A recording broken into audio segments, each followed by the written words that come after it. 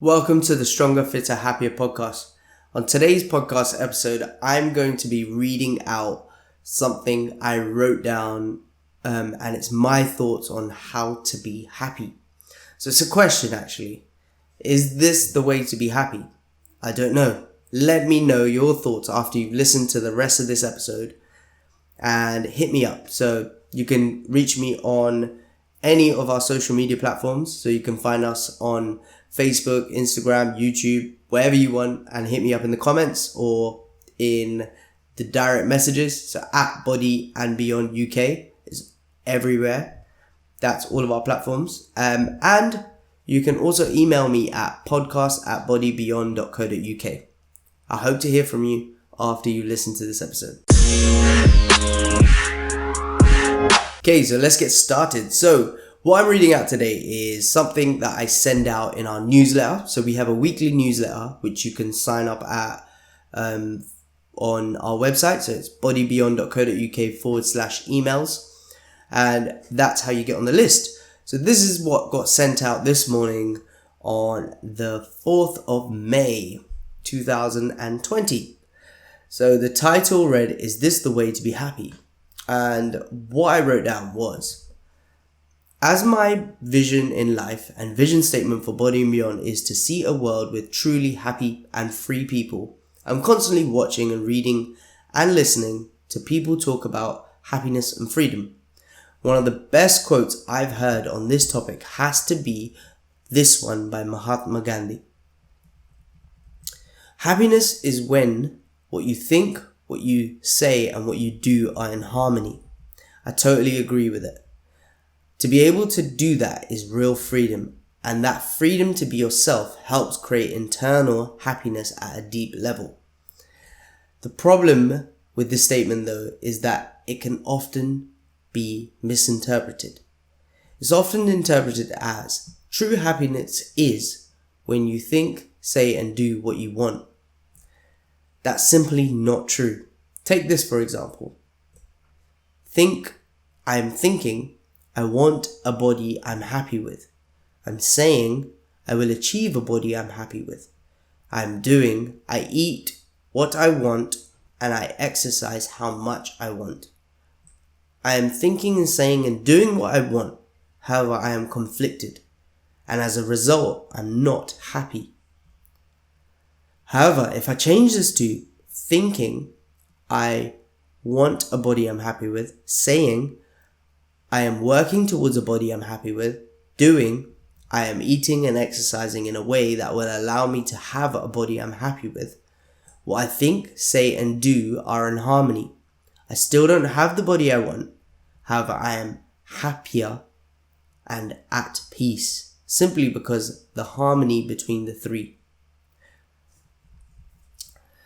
The best thing about this example is happiness has changed from an end destination to a journey in the pursuit of achieving an end goal that's supposed to make me happy.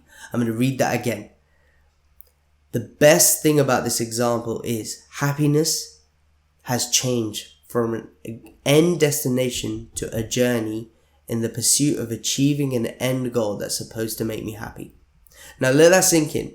If you do, and you'll realize that you can become happy immediately with every area of your life, regardless of your situation and what you were chasing after, by finding harmony between what you think, what you say, and what you do. So that's what I sent out this Monday morning. It's a bit of a deep email for a Monday morning, but I thought, I don't know, it was on my mind, and it's what I sent out. Now, you may be reading that thinking, oh, it's all well and good, to be thinking on a deep level like that, but how can you implement that every day in your life? Well, I gave a very easy example on the way to do that. Just to break that example down a little bit more. What I meant was, you can find ways of feeling happy in the immediate moment, but it doesn't mean you're truly happy. So, for example, eating what you want, and then saying what you want to achieve are two conflicting things. But either one of them individually can make you happy. So when you say you want to achieve a goal, I want to be, have a six pack. you're going to feel happy just by stating the goal of you want that. Or you may not if you don't look like that right now. But then when you combine it with saying, I'm going to get a six pack, it can make you feel quite instantly happy. And then if you take the example of like eating what you want and exercising as little as much as you feel comfortable with, it can again make you happy as an individual thing.